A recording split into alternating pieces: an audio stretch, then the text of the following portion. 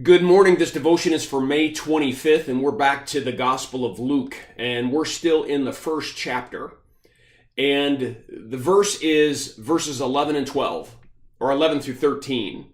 Then an angel of the Lord appeared to him, that's Zechariah, standing at the right side of the altar of incense. When Zechariah saw him, he was startled and was gripped with fear. But the angel said to him, "Do not be afraid, Zechariah. Your prayer has been heard. Your wife Elizabeth will bear you a son, and you are to give him the name John." And obviously this is talking about John the Baptist, that was a predecessor of Jesus. But the title for today's devotion is "The Eternal Touches the Temporal." I like to point out aspects of Christianity that distinguish it from all other religions in the world, because there are so many people that would say that you can just boil all the religions up into one pot. They're all the same thing. They all lead to the same direction. And here is an area where I think that it is quite clear that the God of Christianity, the God of the Old Testament and New Testament, and the one that we believe in today, is quite different than all the other gods of all the other religions in the world. And this is why. He touches the temporal. All other religions say he can't touch the temporal because it's bad, or there's this distance, this barrier. What I want to tell you and convince you of is that it doesn't matter whether you're in the Old Testament or whether you're in the New Testament or past the New Testament.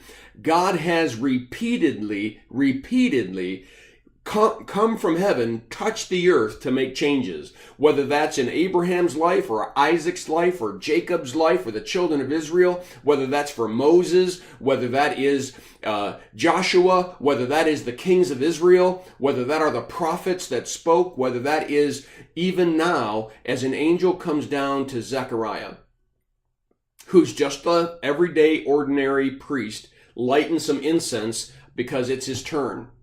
And all of a sudden, this angel says some amazing things. Zechariah, the Lord has heard your prayers.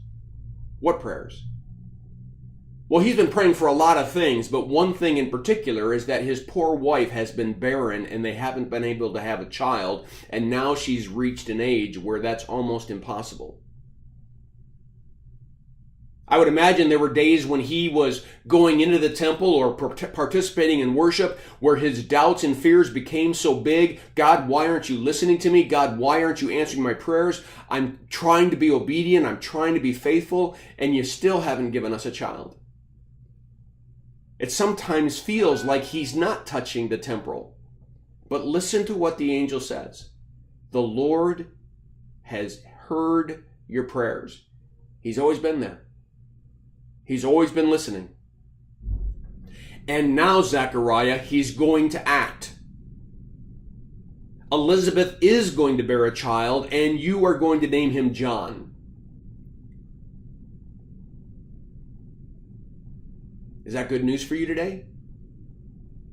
What have you been seeking from God? What have you been laying at the throne? Seems like every day or every night without any change. I promise you that God is inclining his ear to you and he is listening. I promise you that he's even dispatching angels and adjusting history in order to meet the prayers of his children as they are in line with his will. We have a good Father who listens to our every need, and he's not afraid to touch the temporal and to make the changes necessary. And I would, as I close this devotion, ask you to consider the times in your life where God has intervened. Today, just spend some time.